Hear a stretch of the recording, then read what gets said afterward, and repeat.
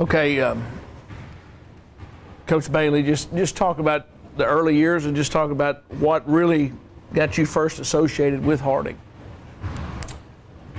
I think my first year to come to Harding was 1948, 49, as an elementary school student. My father had gone to Freed Hardeman 2 years, preached a year, and decided he needed more education for preaching, and so he came to Harding for two and a half years. He graduated in '51, and we moved on to preaching in different places, Arkansas, Indiana, and elsewhere. But I was here first when there were about 450 university students, and I was in the elementary school for 2 years. And you were just inducted this past year into the Harding Harding Athletics Hall of Fame, but you were a basketball coach before you coached volleyball. You were Jess Busey's assistant for 2 different seasons, 69-70, 70-71. Talk about that experience. Well, I know I didn't help Jess very much. I was there to work with the younger players, and he let me coach junior varsity games and that sort of thing. It was a great experience for me. I'm just not sure it helped Jess very much.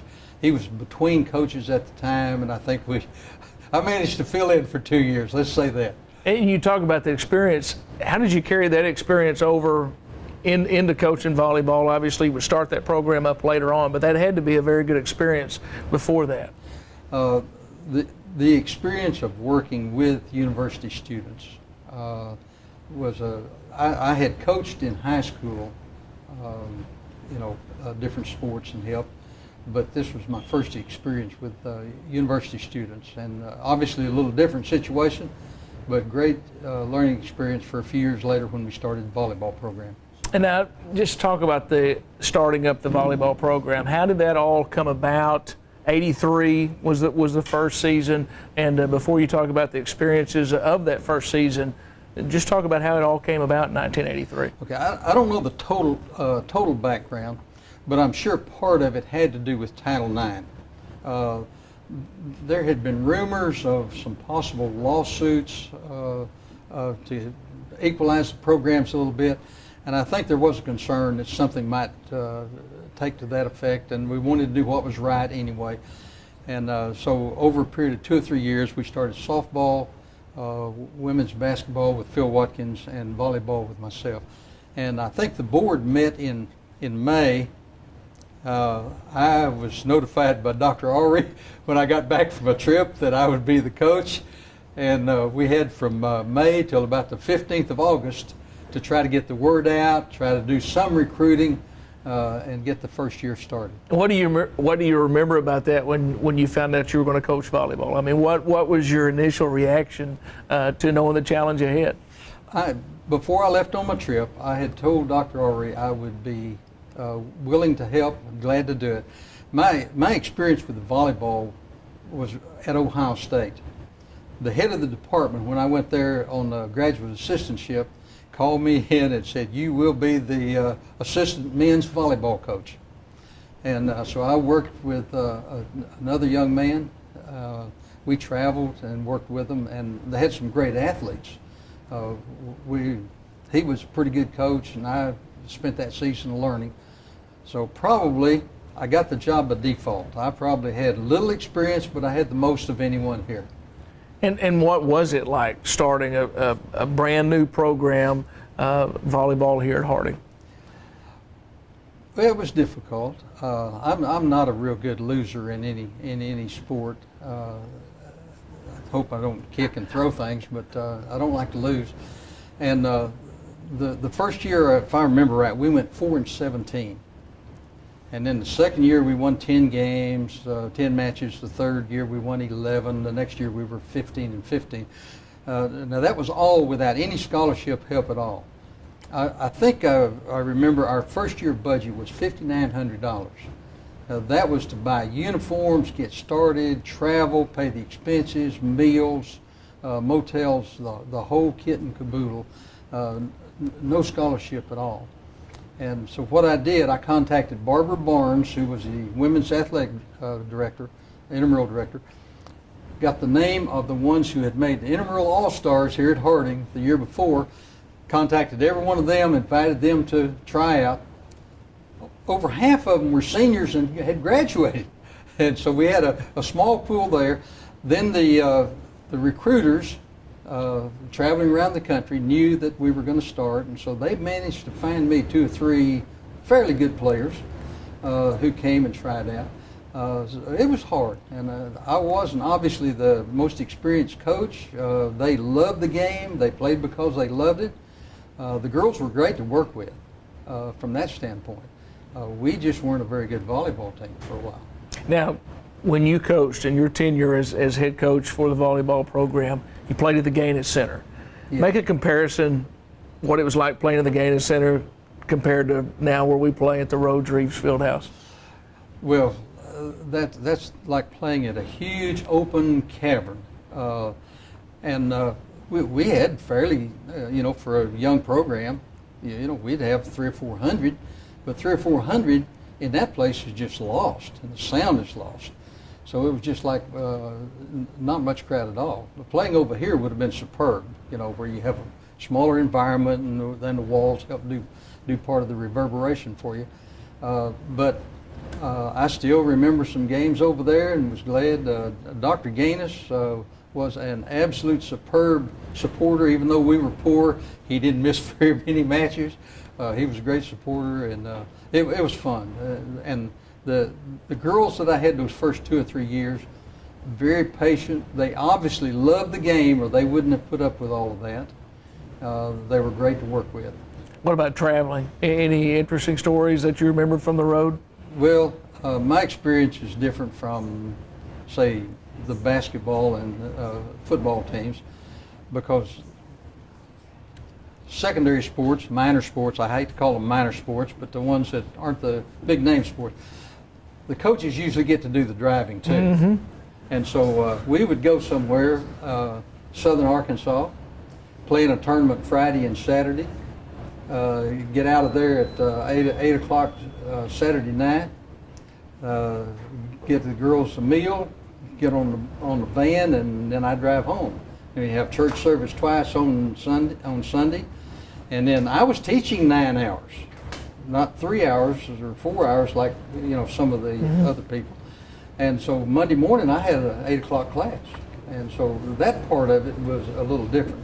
But I had really, really good kids, good students. I'd glance back and they would be studying, preparing for classes and that sort of thing. And I remember a year or two when our grade point average for the whole team was somewhere around 3.4, 3.5.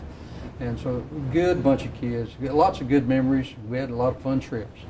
What about matches? Just talk about memorable matches that you still think about and really stick out at you. Starting in, let me think, 83, starting in 87, I guess was the year that Dr. Gaines and the board approved a couple of scholarships for me and for Phil Watkins for basketball. And that turned things around. And we were 15 and 15, I believe, the fourth year, and the next year we were like 25 and 13 or something. We made a big jump. And that was because of 2 or 3 players that we managed to recruit. With the scholarship help and acquaintance that Dr. Gaines had known for years from Mississippi. And a girl named Susan Malone made a huge difference in our program just almost overnight. It's like having a coach on the floor. I remember times when things would not be going well, and I would start to stand up, call timeout, and she'd look at me and say, we're okay, we're okay. And in 2 or 3 minutes, things were settled down. I mean, she just had that feel for what's going on, maybe even better than I did sitting on the bench. And within 3 or 4 years, we were a good team. We were nationally ranked in the NAIA. A real memorable match, though, was playing Southern Arkansas at the end of the season, long about 88, 89. And at the time, the Arkansas Democrat said this was the largest crowd to see a volleyball match in the state of Arkansas up to that date, 1,600 people. Now, I have no idea about that, but that's how it was reported. But anyway, Southern Arkansas and us were tied going into this last match of the season, and we beat them at home with a great crowd. And that was one that really, really stands out. The kids played well. I stayed out of the way, didn't bother them very much, and they did a good job, and we had a great match. Can you talk about a particular team or teams that maybe was your best team or teams at Harding? Of course, I went through, in a sense, 3 different eras. Starting a program from scratch with no scholarships, that's kind of one era. Then when we got pretty good and we were playing NAIA, that's a different era. And then I took the team also when we transferred from NAIA to Division II, NCAA. So in a sense, that's 3 eras, so you're comparing a lot of different things. But I think probably the teams of 90 and 91 were probably the 2 best teams that I had. From the standpoint of maturity and experience and talent, probably the 90 team was probably the best team I had. We were playing, because of our standings, we were playing the conference championships here at home, #1 seed.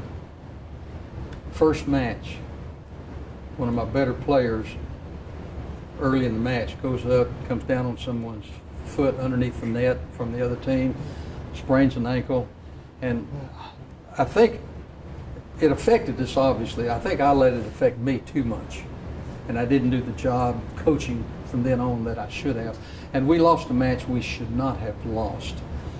And that was a team that deserved better than what I was able to help them with.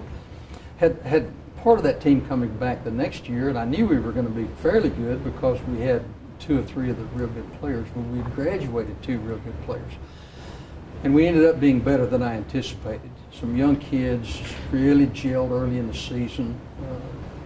A girl named Amy Duell from Portland, Oregon area, really played well. Best passer I ever had, and also a good, smart server and hitter. Played extremely well that year. And then Susan Malone was a senior, and she just took us along. And we ended up winning the conference. At that time in the NAIA, after you won your conference, you had to go to a by-district. So that was between 2 conferences, us and Missouri, and we had to play at Missouri, and the winner of that game then would go to the Nationals in Kansas. The year before it had been Hawaii, the year after it was in California, but the year we went, it was in Kansas. And the kids played great in Kansas City on a foreign field, and then we went to the Nationals that year. That was probably the team that performed at the best level for the whole season. We won over 50 matches, I think, that year, or nearly 50 matches. Now, to be the first coach in '83, and now to see where the sport is now, I mean, what is that like for you to watch? Well, I've been blessed with someone taking over the program when I left Keith a pretty good core of players.